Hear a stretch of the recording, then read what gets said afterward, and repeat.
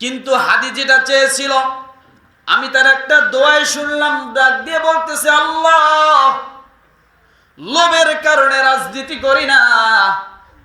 আয় আল্লাহ, এমন কোন মনের মধ্যে খায়েশাত দিও না যে খায়েশাতের কারণে লোভের পিছনে পড়ে যায়। তোমার কাছে এমন খায়েশাত আমি চাই না।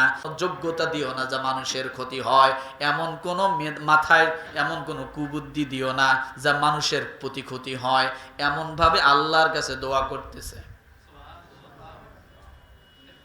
ইনসাফের একটা রাষ্ট্র চেয়েছিল, আর কিছু না। কিন্তু ইনসাফ চাওয়ার কারণে আজকে কি হয়ে আসতেছে, যুগ যুগ ধরে এইরকম থাকবে। এটা শুধু বাংলাদেশের শত্রুদের মাথা ব্যথা না, এমন শিক্ষিত যুবক, এমন অভিজ্ঞতা যুবক, এমন সৎ সাহসের যুবক, মেরুদণ্ডওয়ালা যুবক, এমন শক্তিশালী সত্য কথা বলার মতো যুবক যতদিন থাকবে ততদিন পর্যন্ত হিন্দুত্ববাদী কাফের মুশরিকদের মাথা ব্যথা থাকবে। কথা ঠিক কিনা?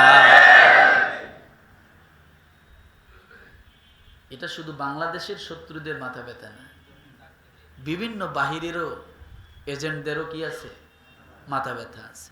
আপনি গভীর খেয়াল করে দেখেন, ভালো যারা চাইছে তাদেরকে জীবন দিতে হয়েছে, ভালো যারা চাইছে তাদেরকে কি করতে হয়েছে, জীবন দিতে হয়েছে। লেয়াজু না করলে, অন্যায় পথে চোরা পথে না গেলে মানুষ এখন আর বড় হতে পারতেছে না।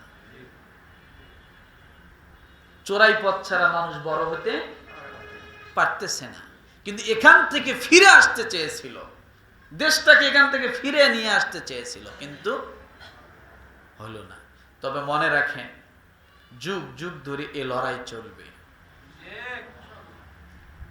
এ লড়াই হাবিল কাবিলের ভিতরে চলেছিল।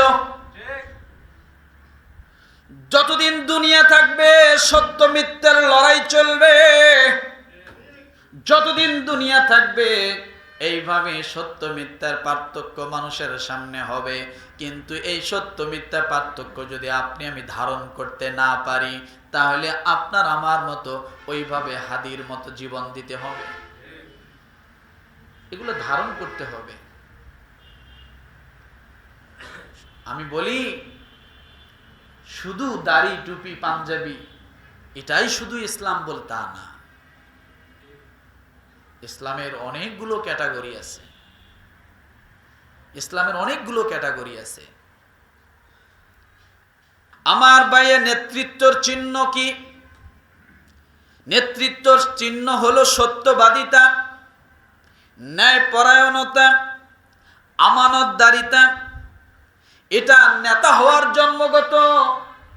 যে ব্যক্তি সত্যের পথে থাকবে, ন্যায়ের পথে থাকবে, আমানতদারিতার মধ্যে থাকবে, ন্যায়পরায়ণতা থাকবে, সে ছোট হোক বড় হোক, বয়সে কম হোক বেশি হোক, সেটা বড় কথা না, সেই নেতৃত্বের স্থানে থাকবে।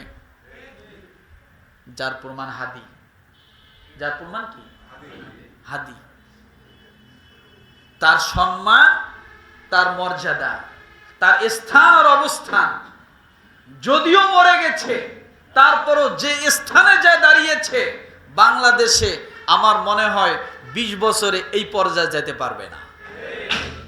পারবে? পারবে? এই জন্য বলি যে সত্য এবং ন্যায়পরায়ণতার ভিতরে থাকতে হবে যদি আপনি নেতা হতে চান। আর যদি আপনি গোলাম হতে চান, তাহলে আপনার ভিতরে সত্য থাকবে না, ন্যায়পরায়ণতা থাকবে না, আমানতদারিতা থাকবে না।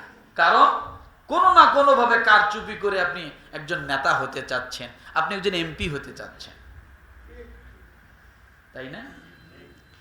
আমার ভাইরা ভালো করে বোঝেন, সত্যবাদী এবং ন্যায়পরায়ণের ত্রুটি হলো, কেন আমি সত্যবাদী হতে পারি না, কেন আমি ন্যায়পরায়ণ হতে পারি না, কেন আমি আমানতদার হতে পারি না? না হওয়ার পিছনের কারণটা কি?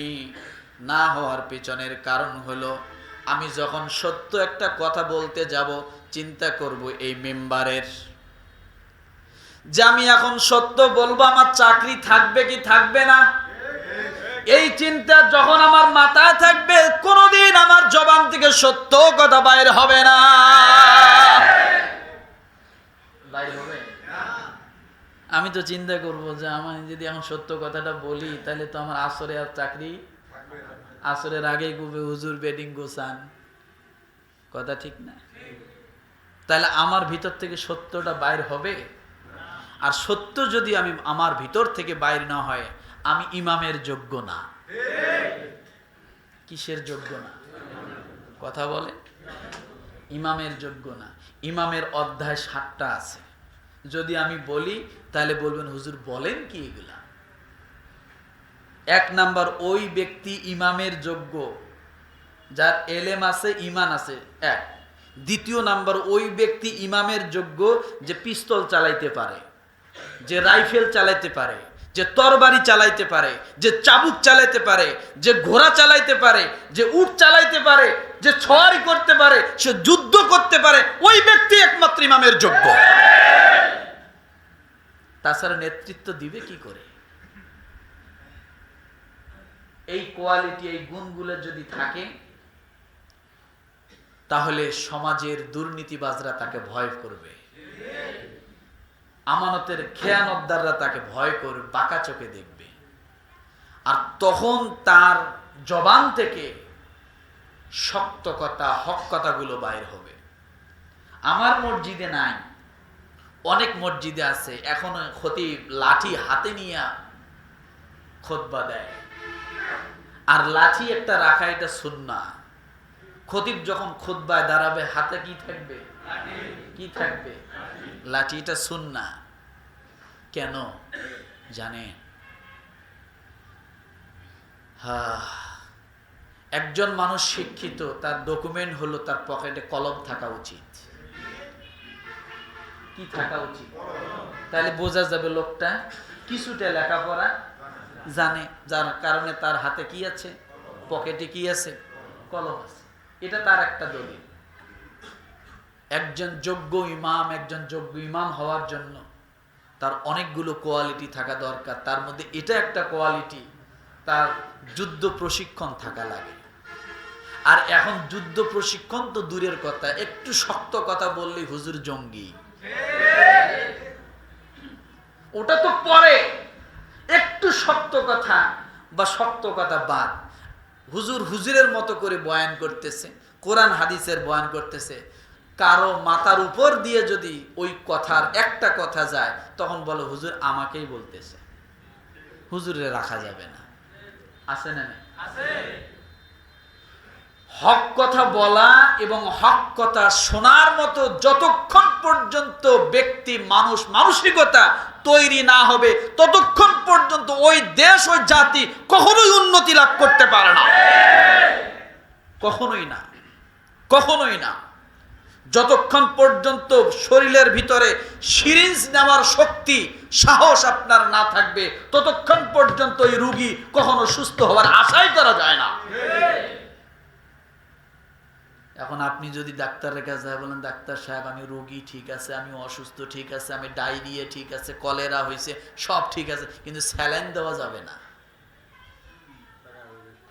কথা বোঝেন নাই মনে? কি দেওয়া যাবে না? স্যালাইন দেওয়া যাবে না। কেন? বলে স্যালাইন দিলে কি করবে? সুই ঢুকাবে, স্যালাইন দেওয়া যাবে না। বলেন ডাক্তার কিভাবে রোগীটাকে সুস্থ করবে? কিভাবে করবে? তাহলে স্যালাইন নেওয়ার মানসিকতা থাকতে হবে, আর স্যালাইন ঢোকানোর অভিজ্ঞতাও থাকতে হবে, তাহলে রোগীটা কি হবে? সুস্থ হবে। আজকে নেতৃত্ব নেতৃত্ব নেতৃত্ব নিয়ে দেখেন পারাপারি। কিছুদিন আগে মিছিল গেল, অবৈধ নমিনেশন মানি না, মানব না। আচ্ছা নমিনেশন পাইছে, নমিনেশন দিছে, এটা আবার অবৈধ হলো কেমনে? তার মানে বোঝা গেল তল দিয়ে কিছু হইছে। তাদের কথায় বোঝা যাচ্ছে তল দিয়ে কিছু, বস্তা ভরে বা ব্যাগ ভরে, বিপকেস ভরে কিছু দিছে, নমিনেশন পাইছে। এটা তাদের কথাই বলছে, আমার কথা না, তাদের কথাই বলছি। তাহলে এইভাবে যদি নমিনেশন নিয়ে নেতা আর এমপি হওয়া যায়, ওই নেতার এমপি সমাজের মানুষকে কি দিবে? কি দিবে? সে তো চোরাগলির পথ দিয়ে আসছে, তাই না? তাহলে সে দিবেটা কি?